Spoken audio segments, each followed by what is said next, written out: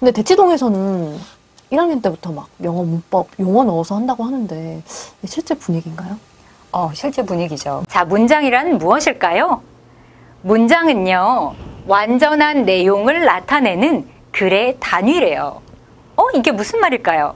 자, 우리 두 가지를 비교해 보도록 할게요. 안녕하세요. 릴리TV의 릴리쌤입니다. 제가 이번 영상에서는요, 우리 대치동 리아 선생님, 얼마 전에도 출연하셨었는데, 우리 20년차 대치동 영어 강사 우리 리아쌤과 오늘은 문법에 대한 이야기를 좀 나눠보려고 합니다. 네. 이번에 또 출간을 하셨어요. 우리 영문법에 대해서 또 이야기를 나눠보도록 하겠습니다.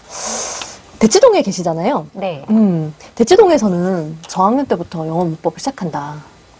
그쵸. 네. 저학년이 뭐예요? 유치원 때부터 영어 문법을 시작을 하죠, 사실은. 유치원 때부터? 네. 영어 유치원? 네. 그런데 이제 뭐 방법은 천차만별이겠죠.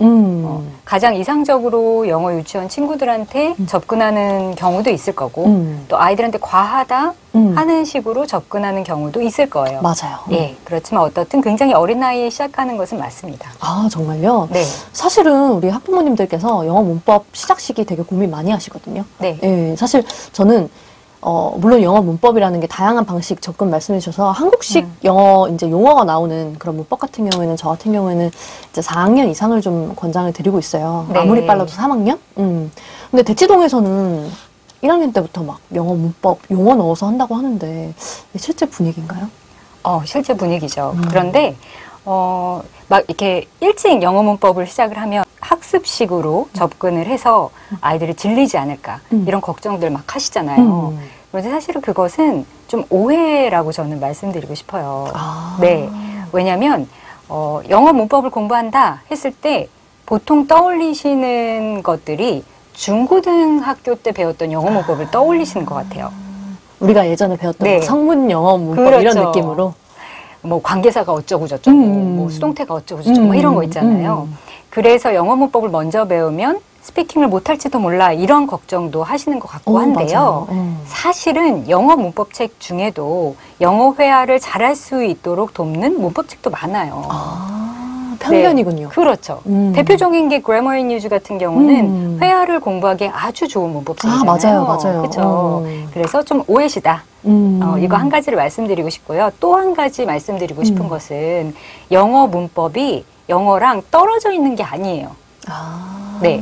예를 들어서 제가 happy, am I 이렇게 얘기를 하면 우리 꼬마 친구들도 틀렸잖아요 이렇게 말할 거예요. 맞아요. 그죠? 말이 안 되잖아요 할 텐데 여기서 말이 안 되잖아요는 문법적으로 틀렸잖아요 이 말을 하고 있는 거예요. 왜냐하면 happy am I 이렇게 얘기하면 영어를 사용하는 사람들끼리 한 약속이 있잖아요. 우리 말의 순서는 이렇게 하자 서로 잘 알아들을 수 있도록 했던 거를 깨트린 거죠. 그래서 그게 문법적으로 안 맞는 거고 알아들을 수가 없는 거예요.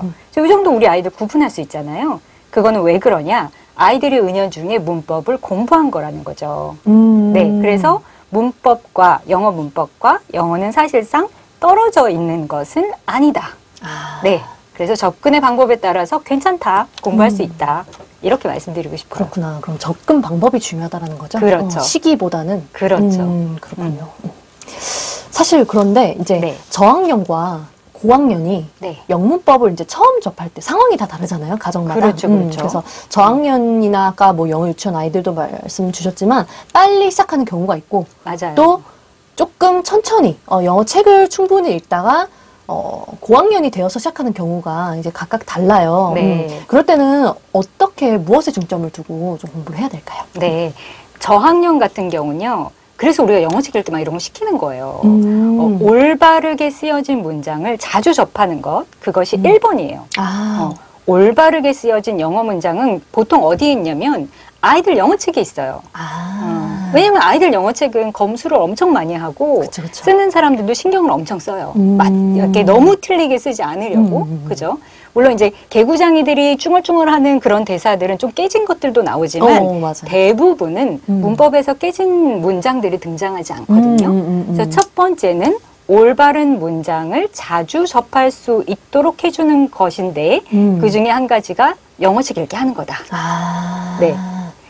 그리고 두 번째는 문법책 사용하셔도 좋은데 문법책을 사용하실 때 예문이 복잡한 거는 필요 없어요. 아, 예문이 쉬운 거. 예문이 쉬운 거, 간단한 그리고 거. 실제로 쓰여질 것 같은 예문. 이런 간단한 예문들이 들어있는 것. 그런 문법책이 좋고요. 용어는 당연히 등장하겠죠. 예를 들면 손 들어보세요 했을 때 손을 이렇게 들 수 있는 이유는 이것의 이름을 알기 때문이에요. 문법 용어도 이름이죠. 이름. 그쵸, 그쵸. 그래서 문법에서 사용되는 이름들을 아는 것은 우리가 필요해서 아는 것이기 때문에 필요는 하지만 용어 자체에 너무 많이 포커스를 두지는 않고 소개해준다 이 정도의 책이면 좋겠어요. 네. 이런 게 있다 정도만 네, 그렇죠. 알려주는 거지 이렇게 너무 막 분석적으로 접근하거나 이렇지 않은 그렇죠. 거죠. 맞아요. 그래서 그런 책들을 보시면서 정리해 보는 것 그것은 좋은 저학년들을 위한 영어 문법 공부법이라고 생각해요. 아, 네. 그렇구나. 그래서 이번에 우리 선생님 쓰신 교재가 저학년용이라면 맞아요. 이렇게 포커스를 두고 만드신 거겠죠. 그렇죠. 그렇죠. 네. 그러면은 고학년 같은 경우에는 또 네. 이제 사실은 아까 말씀드린 것처럼 유형이 다양하거든요. 네. 특히 요즘에는 또 쭉 영어책 읽다가 고학년 때부터 시작하는 경우도 많아요. 맞아요. 그럴 때는 또 어떤 것들을 좀 유의해야 될까요? 네. 그런데 고학년은 아까 선생님도 한 4학년쯤 됐을 때 영문법 공부하세요라고 권해주신다고 하셨잖아요. 맞아요. 근데 그 말씀이 맞는 부분은 뭐냐면 3학년을 조금 넘어가야 아이들이 구조적으로 설명했을 때 알아들어요. 아, 예. 예를 들면 happy am I? 저학년 같은 경우는 말이 이상해요. 틀린 것 같은데 그럼 그게 무슨 말이야? 이렇게 반응을 한다면 고학년은 자 여기서 주어가 어디 있었어? 주어가 먼저 나와야 되는데 주어 찾을 수 있겠어? 이런 용어들을 접근하고 용어를 통해서 설명을 해줘도 알아듣는 나이예요. 주어 다음에 동사가 오는데 지금 막 뒤죽박죽 됐지? 주어를 찾아볼까? 주어는 이러이러한 거야. 동사는 이러이러한 거야. 이런 식으로 용어 중심으로 좀 접근해주고 구조 중심으로 접근을 해줘도 알아듣는 나이예요. 아, 네. 그런 차이가 네. 있는 거군요. 딱 그때 갈라지는 것 같아요. 연령별로. 그런데 말씀하신 것처럼 처음 시작하는 학생들은 무조건 예문은 쉬워야 돼요. 네. 그건 동일한 거죠. 그렇죠. 저학년, 고학년. 왜냐하면 처음 시작할 때는 이미 문법 구조를 이해하는 것도 처음이라서 약간 부담이 있게 시작을 할 텐데 예문마저 너무 어렵고 어려운 단어가 많이 등장을 해버리면 되게 복잡하고 이해하기 어려운 것으로 먼저 생각할 수 있거든요. 그래서 맞아요. 예문은 좀 쉬웠으면 좋겠어요. 아, 네. 그렇죠, 그렇죠. 그리고 이게 또 스피킹이랑 연결이 되면 더욱 좋겠고요. 그죠? 그럼요. 자, 네. 그러면 중학교가 되기 전에 초등학생 때 영문법을 어느 정도까지 학습을 해야 되나요? 이런 또 질문을 좀 주시거든요. 여기에 대한 답변은 좀 어떻게 될까요? 초등학교 고학년이면 아무래도 우리가 문법을 공부하지 않을 수는 없어요. 왜냐하면 그 다음이 바로 중학교잖아요. 그리고 중학교의 모든 과정들은 문법이 특히 강조가 많이 되어 있어요. 그래서 우리가 5, 6학년 학생들이라면 중학교 문법을 엿본다 식으로 공부는 꼭 해봐야 하는 것 같아요. 뭐 완벽하게 한다, 마스터한다 이래도 뭐 나쁘진 않지만 최소한 우리가 중학교 문법에 이런 것이 있어? 하고 전체적인 그림을 훑어보는 것은 꼭 필요하다고 생각해요. 네, 그래서 그 정도까지는 접근하시면 좋겠다. 그럼 초등학교 5, 6학년 기준으로는 초등 영문법과 중등 영문법 맛보기. 네, 이 정도. 거기까지는 최소로 하셨으면 좋겠어요.